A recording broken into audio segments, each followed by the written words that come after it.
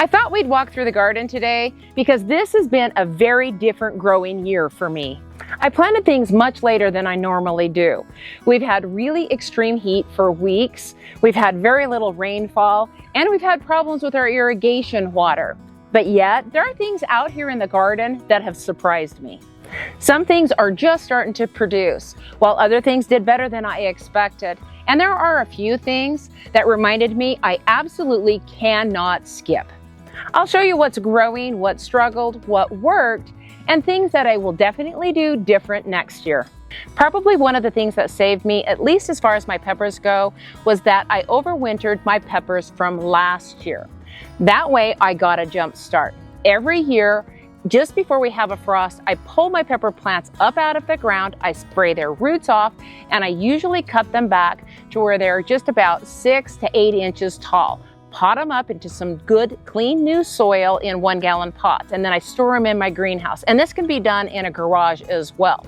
What this does is give you a jump start. They transplant very well. They really don't go through much of a shock because you're cutting it back, but they get a good amount of growth through the winter time and in the springtime. And after your last frost, they can be planted and give you a huge jump start. This is especially helpful if you're growing hot peppers because generally hot peppers take longer to develop. These pepper plants right here have been producing for months, even though I got them planted much later than I normally would, about 6 weeks later.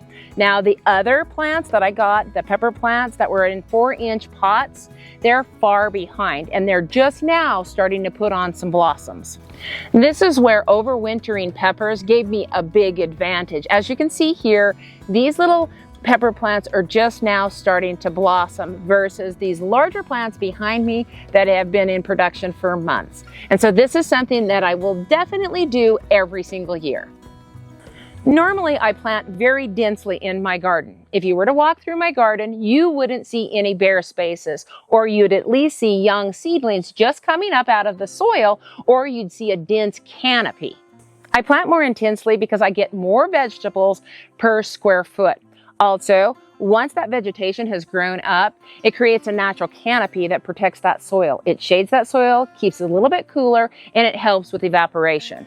One of the most important things that I've learned over the years is bare soil and southern Utah do not mix. What happens is if you leave that soil bare for very long, then the soil web or the soil microbes start to decline. So one of your best defenses, if you can't plant, is to put some mulch over that area, a nice thick layer. What this is going to do is it's going to protect that soil, and it's also going to hold that moisture in. If you do it thick enough, it's going to keep those weeds down. And this is exactly what I needed to do in these areas. I applied a thick layer of hay over the areas where I couldn't plant. It was just waste from the goats that I was cleaning up. I layered it right over the area, and it just breaks down over the summertime, protects that soil, helps keep that moisture in, and then fall, I will have time to get this area planted, and it's going to be soft and ready to go. This is probably one of the most important things that you can do for your garden, especially if you live in a dry, hot climate. When I pull back the mulch from this area, the soil is going to be nice and crumbly. It's going to be moist and full of earthworms. I normally plant my cucumbers later than most people do in our area, usually about the middle part of May, but this year I got them in the middle part of July. And as you can see, they have literally taken off. They love those warm temperatures and they love that soil to be warm. And we're just now starting to get some fruit set on them. And as you can see, I have a volunteer castor bean that the cucumbers are delightfully growing up, and it's acting as just a natural trellising system. And before anybody worries about the castor bean, yes, I know it is a poisonous plant. I grow them because they're beautiful, and I'm not suggesting that anybody else needs to grow them. This cucumber vine just decided to use it as a trellis. I'm careful not to cut or break any parts of the castor bean next to the cucumbers. I'm not consuming any part of the castor bean, and just because the cucumbers are growing against the castor bean doesn't make them poisonous, nor does it make them poisonous or pull up any toxins from the soil. Planting some crops isn't necessarily a bad thing. Sometimes you just get less of a harvest or you get a harvest later on. But like with these cucumbers, when it's really hot, we have those 108-degree days, they usually stop their production, and sometimes it'll even kill the plant itself.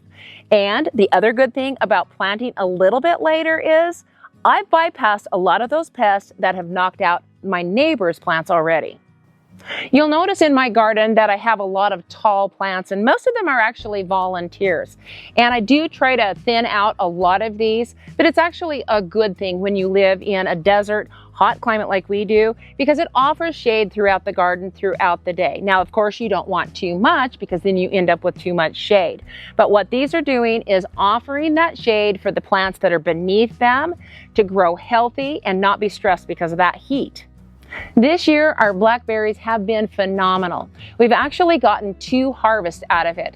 That's because we had warm temperatures in February. We had 90 degrees for a few days, and we continued to stay warm. So our first blackberry picking was in April. We've never had that before, with the largest harvest in May. And then again, we had a big harvest in July as well. Now I've got a section between the fence and my greenhouse that I've planted a row of blackberries. And in our area, it can get really hot and it can fry these blackberries if they're exposed to the sun. But in that area, we had a volunteer gourd that kind of covered over them and protected the blackberries, give them a little bit of shade so we could have lots of harvest. We've froze them, we've freeze dried them, and we've sold a ton in the farm stand. And we still have a few blackberries coming on. This one right here is just beautiful and big, and we still got quite a few in here to get picked. Probably one of the most frustrating things that we had going on in our garden this year was our irrigation water. Our secondary water comes from the river, and anytime there's a flood or rain upstream, the water gets extremely muddy, and so they shut the water off because it clogs the filter. Then we don't have water when they shut it off. So the problem this year was the water was shut off when we had the hottest temperatures for 2 weeks, and the garden would have suffered had I had not mulched. So one thing that's really important, as I said before, that mulch really saved our garden this year. A flower that does extremely well in the heat is cosmos. I love it throughout my garden. Not only is it pretty, but it attracts pollinators. It creates this beautiful canopy for the plants that are around it, offering it some shade. And this particular one is sulfur cosmos. I'll take the flowers off, create a dye that I can use to dye my wool. Another thing that I got in late this year was tomatoes. Now with tomatoes, when you live in a hot climate, you do want to get them in on time or even just a little bit early. You want them to develop a root system, get some size, and start to develop their flowers and their fruit before the heat hits. One of the things that surprised me this year is my heirloom tomatoes have produced a decent amount, actually more than last year. And I'm going to attribute to that to where I've planted them. You can see right behind here, I have some apple trees. So that's going to create a little bit more shade, a little bit more cooling. Even though we've had a drier, hotter year, they've done fairly well. So if I would have got them in on time, I know I would have gotten a larger harvest out of it. So the goal for next year is get them in on time. Now I want to show you some of my favorite varieties that we actually didn't get last year. Of course, I like the Dr. Weechies. Now these can weigh up to 2 pounds. They're delicious. They have a little bit of a citrusy flavor. And then this was a Japanese black trifle. It's got a deep, rich, complex flavor, and I love this one. And it seems to always do good in the hotter climates. And then of course, the bread and salt. This one can also weigh 1.5 pounds. We've had one that's almost been 2 pounds before, but it's just a beautiful shape of a strawberry. One's really good and really meaty. Another thing that saved me this year is I planted lots of determinate tomatoes, and the one that I really love is Betterbush. It always produces whether I plant it late or early, and I had enough that I was actually able to bottle what we need for winter. Another problem that's been going rampant in our area is curly top virus. Now this can wipe out your tomatoes, and a lot of people lost their entire crop or a large portion of it. Luckily, I did not end up losing too many. I think we lost 3, maybe 4 tomato plants to it. So all in all, I don't feel like that's really bad. But there again, I think my planting late, I bypassed the beet leaf hopper, which causes this virus. Another problem that we've had is our tomatoes cracking.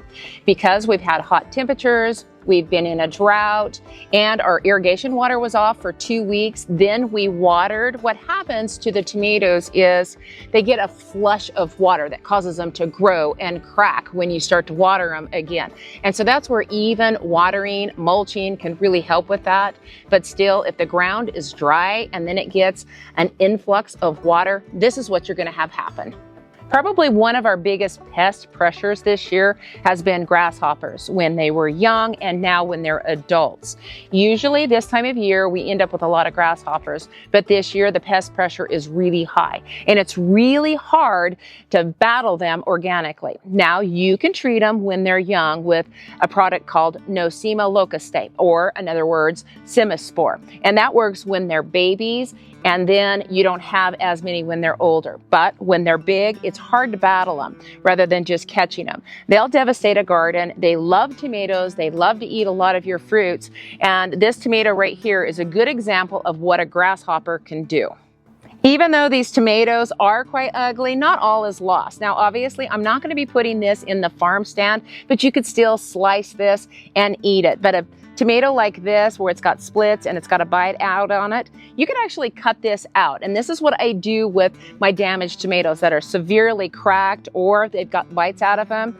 I will end up making a roasted salsa out of it. I'll add things like my onions or my peppers that have a sun scald on them. And it just tastes so delicious. It's one of the best recipes I've ever had. And if you're interested in this recipe, I'll put a link in the description below for you.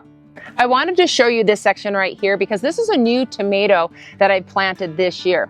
It's called Gazante, and I'm probably slaughtering the name, but this tomato is deeply ribbed and it's a hollow tomato, so it's excellent for stuffing. Now, can you imagine this tomato with some tabbouleh in it, how beautiful that would be and how great it would taste? I didn't get this tomato plant staked up when I planted it, so I had to do it later when it was already large and had a lot of fruit set on it, so I had to be really careful with it. The problem when you leave your tomato plants on the ground, if the tomato touches the ground, this is an easy target for pests to enter and really basically destroy your tomato, or just them sitting on the soil can cause them to start to decompose.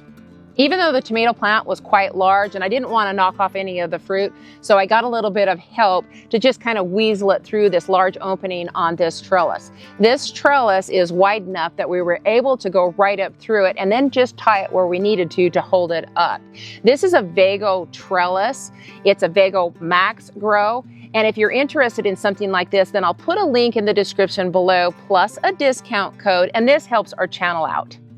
I'm just going to give you a quick walk through parts of our garden. Now, I've got two trellises right here. This area here is where the Armenian cucumbers are on, and they actually aren't a cucumber, they are a melon. And so right next to that, I do have some melons that are coming on really nice. And this whole area right here was where my Better Bush tomatoes were. I've still got some on these, and these have already been pulled off.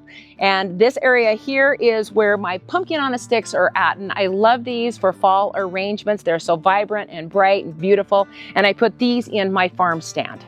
This right here is some fennel, and I like to leave some of that in because the monarchs actually will feed on this as well as the swallowtails. Then I have a little patch right here of tomatillos, which again was planted late. And then this section here is my trellis of heirloom tomatoes. And of course, we've got this monster section here that's the castor bean, and it has my bitter melon as well as the cucumbers growing all over it. Another section right here is okra, again planted late, but I'm going to get a harvest off of it, and it's not one of my most favorite crops, so it's okay that I don't get as big of a harvest. But we're starting to get baby okra on it and some blossoms, and we've got a long enough growing season that I'm sure that I'll get enough for what we need. And then again, I've got more melons growing right here, as well as some pretty zinnias to attract the pollinators. This is on the other side of the tomato trellis, and right below it I've got a bunch of parsnips. Now, these are going to be able to be overwintered, so I can leave these in the ground all winter long. And this whole section right here is my raspberries. As you can see, we don't really have much production on them, and a lot of the leaves have burnt because we've been so dry and so hot this year. Something that I'll make sure that I plant more of next year is more dry beans, because they do really well in dry climates during drought times. This one here is a blue goose. They're just a tiny bean, and I'll harvest them once the pods are nice and dry like this, and they're just delicious to throw into soups or stews or whatever you like beans in. So all of these yellow peppers right here are a goddess sweet pepper, and they turn this beautiful orange color right here. And these were some that I've overwintered as well, and I actually didn't get these in the ground until July 1st. These peppers right here are a candy stripe, and they are a smaller pepper, and you can see that they get a stripe on them, and they also have the variegated leaves. These are pretty productive here. I started this garden year with a plan, but at some point that plan became just get the garden in. My main focus this year was to spend as much time with my dad as I could till he passed, and to care for my mom.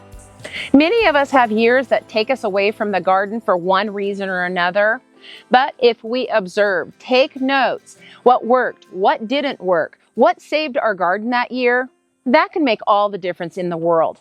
Have a great day, a better tomorrow, and may God bless you.